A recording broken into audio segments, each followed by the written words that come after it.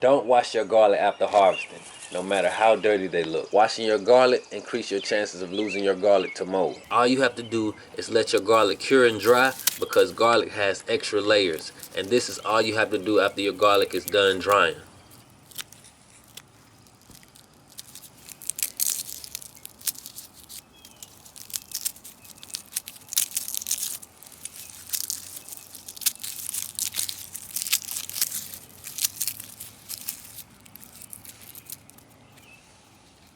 Now it looks just like the garlic you buy from the store.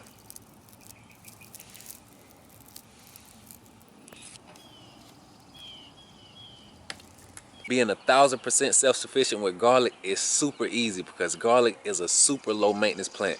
You really don't have to do anything but separate the cloves and plant them in some good soil.